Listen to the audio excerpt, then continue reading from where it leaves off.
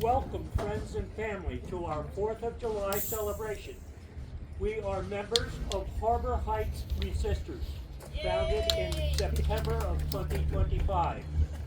We are 45 members strong and growing. I would like to begin by introducing our friend, Adeline Hardison. Adeline will read a speech given by abolitionist and women's rights activist Sojourner Truth in 1851 at a women's rights convention in Akron, Ohio. Adeline?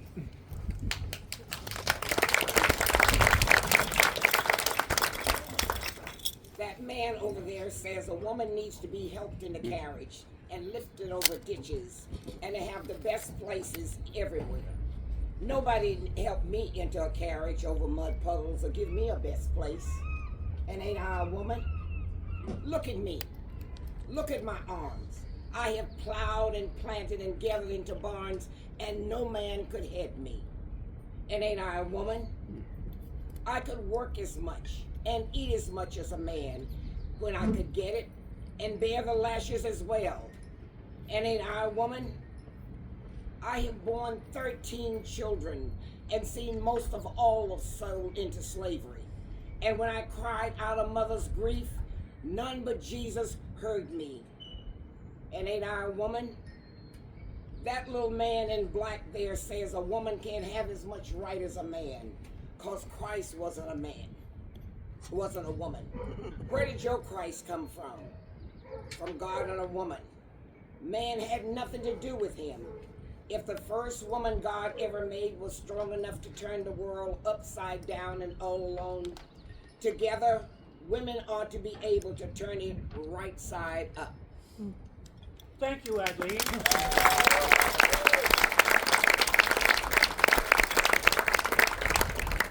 Next, I would like to introduce Mary Jo Sheehy. Mary Jo is the inspiration that led to this presentation of the Declaration of Independence for us today. I would like to publicly thank Mary Jo for this effort. Mary Jo? Thank you, Roy. Welcome, everybody. Happy 250th anniversary of the Declaration of Independence. The idea for this presentation came into being about 6 months ago. A group of friends sat together discussing our government's plans for celebrating our country's 250th anniversary. We wanted to find a way to celebrate that honored the ideals and values on which our country was founded, our rights to life, liberty, and the pursuit of happiness. We wanted to reflect on why 56 brave men risked their lives by declaring no kings for the very first time. We wanted to remember their dedication to instituting a new government of the people, by the people, and for the people. So we decided to do what Thomas Jefferson envisioned when he wrote the Declaration of Independence. He wrote it to be performed, and we will do that for you today. Not all the words have stood the test of time. For example, today we cherish the people of the First Nations and all the wisdom they impart. We certainly deplore the words merciless Indian savages used to describe our native brothers and sisters.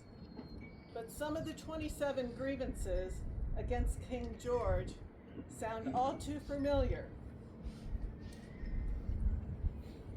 I encourage you to leave here and read the Declaration of Independence, and as Lincoln said, rededicate your lives to the proposition that all men are created equal.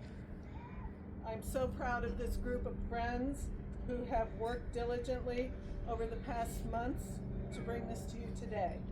And I'm very grateful to the planning committee for all they have done to bring this to life. Thank you and enjoy.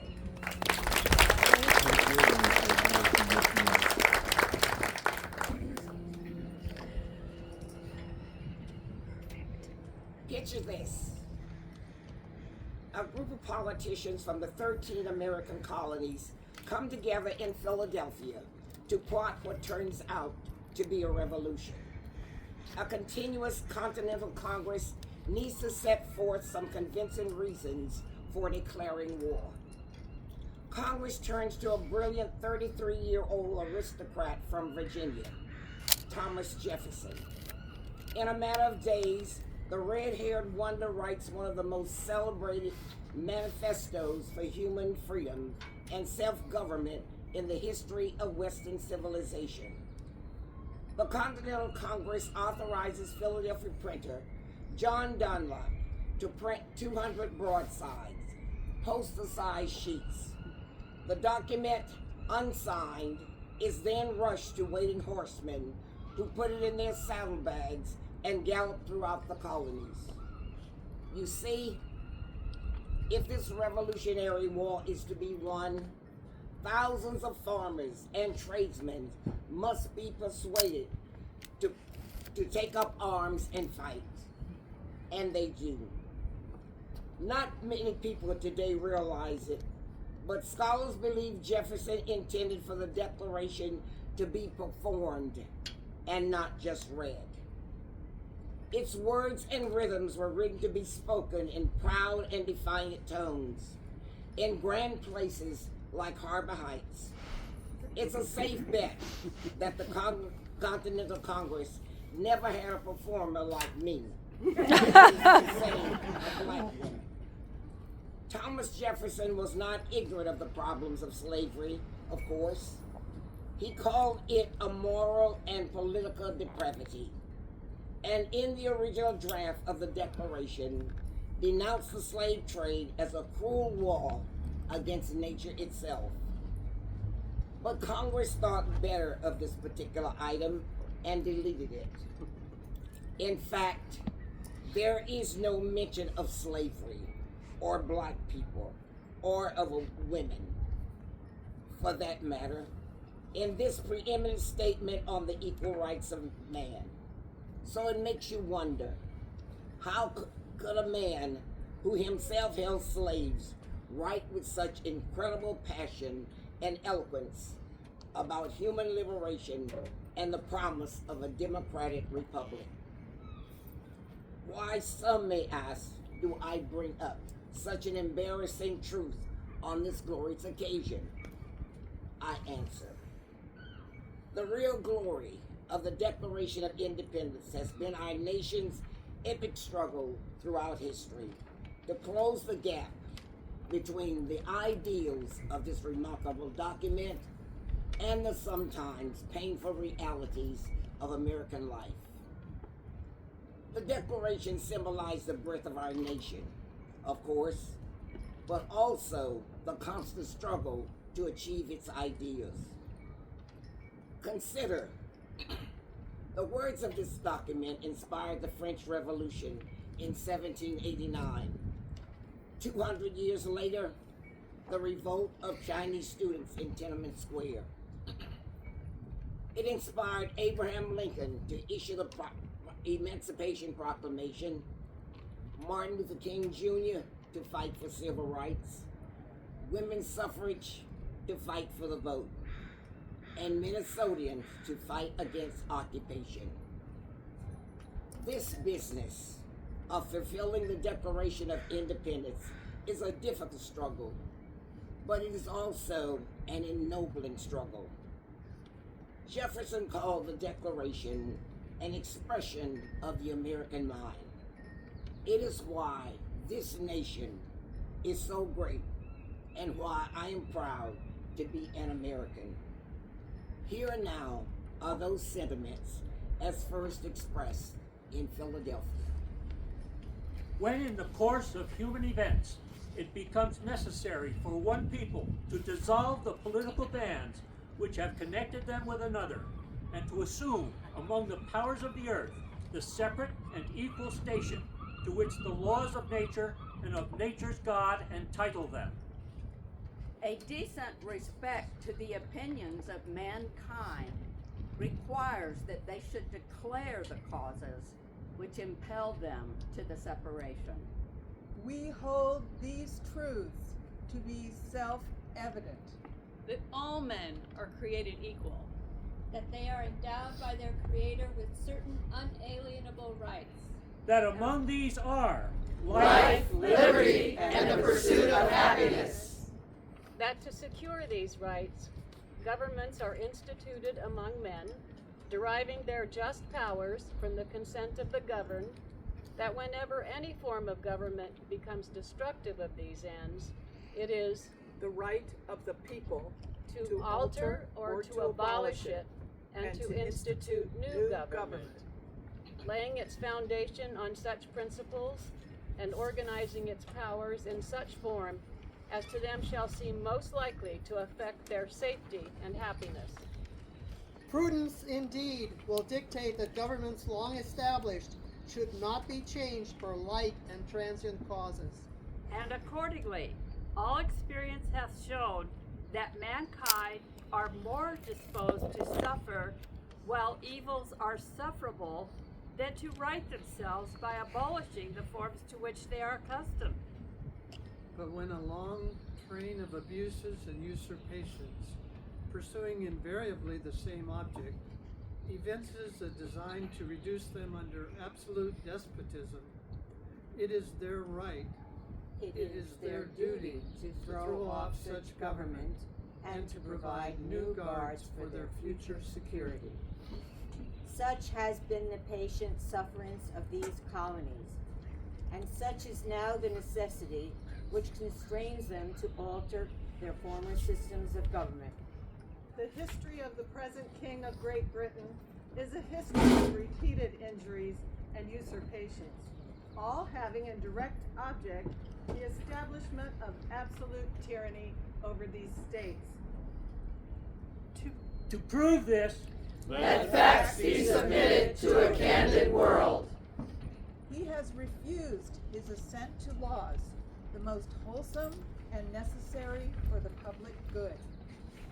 He has forbidden his governors to pass laws of immediate and pressing importance unless suspended in their operation till his assent should be obtained. And when so suspended, he has utterly neglected to attend to them.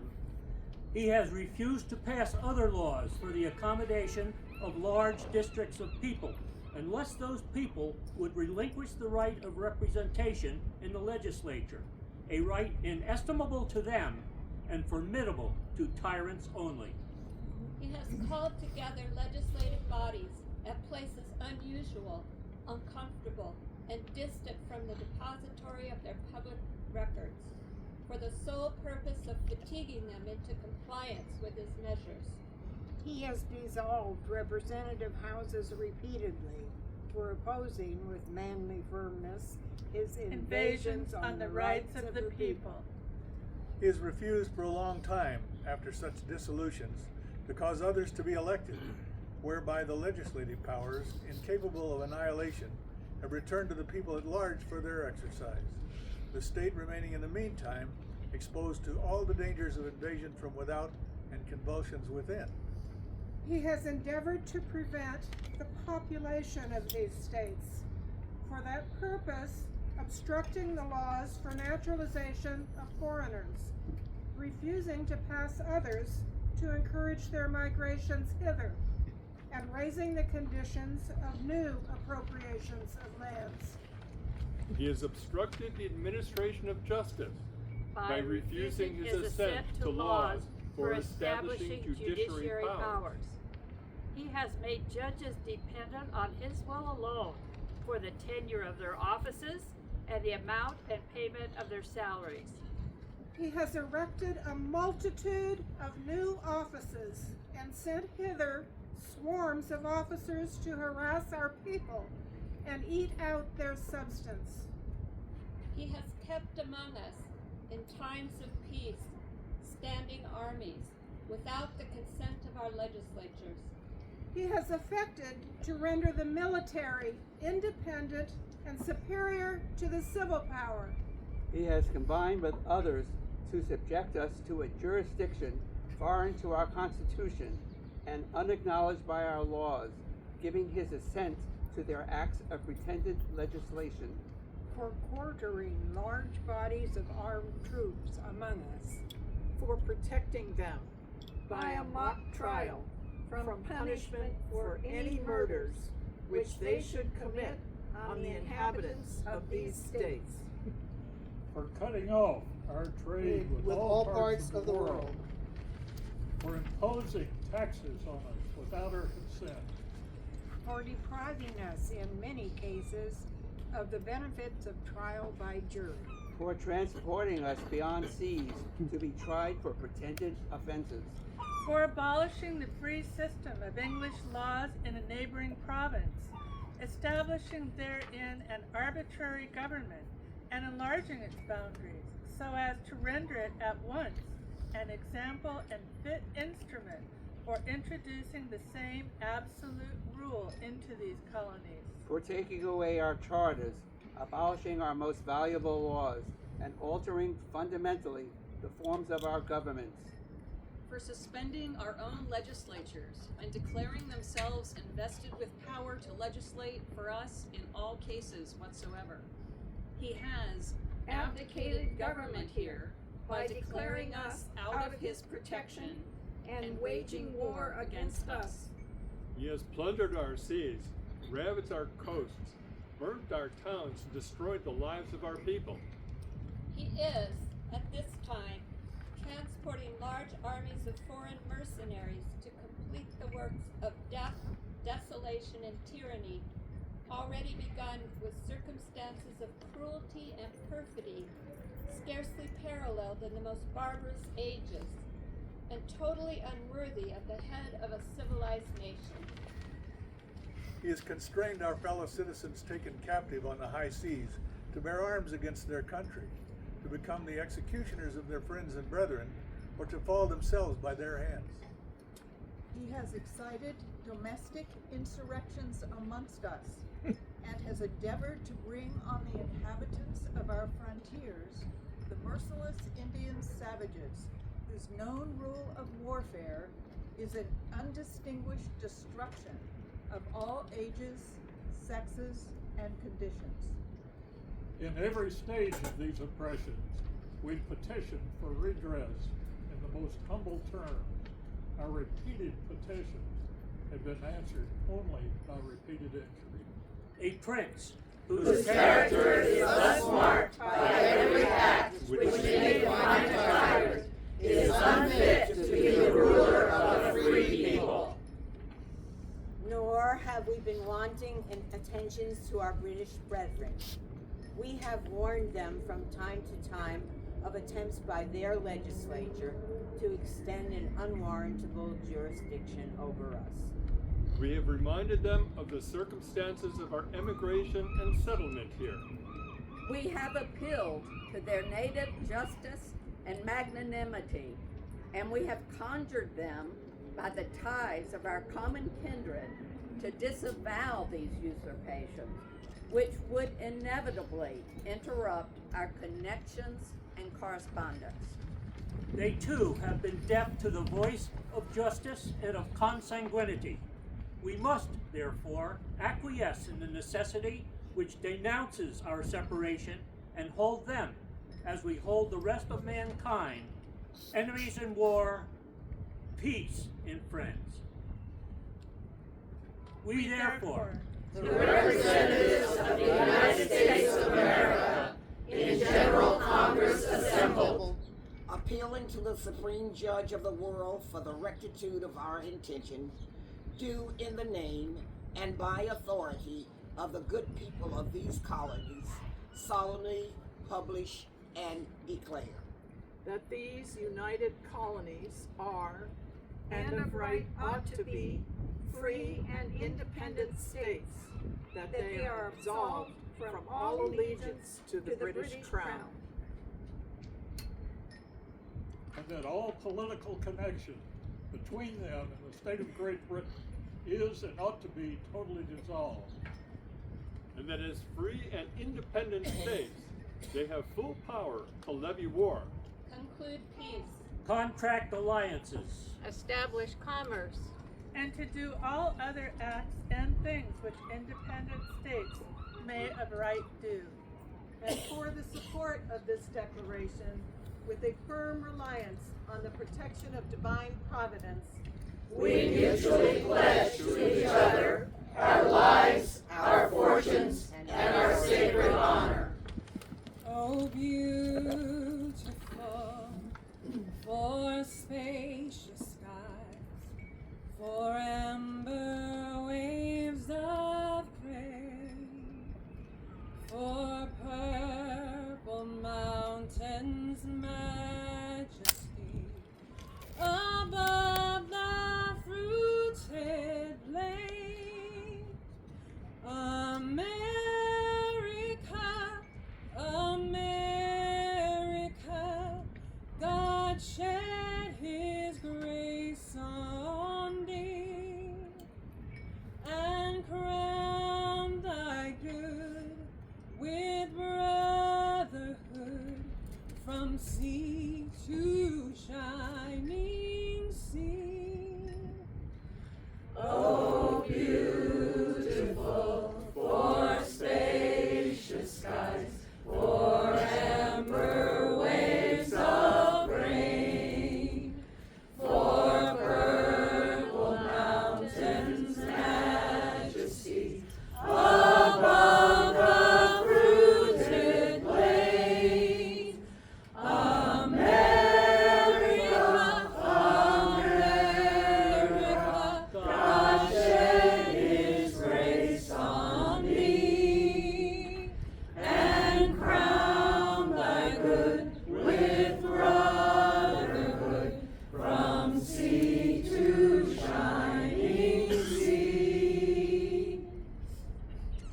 Today's a special day for some truly special people. I so am impressed with the production. There are countless hours that these people have rehearsed and studied to just be able to perform for you guys today.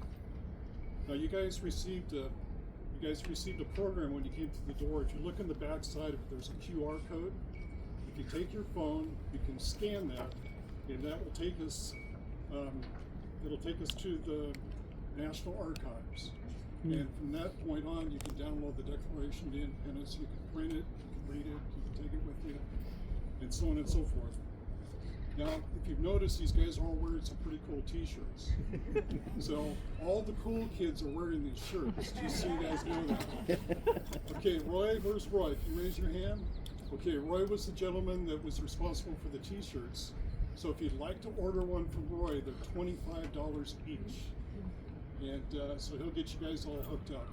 But today's been such a special day, and we are so grateful that you're here. Thank you for being here. Feel free to mingle and just kind of hang out for a while. And thank you for coming.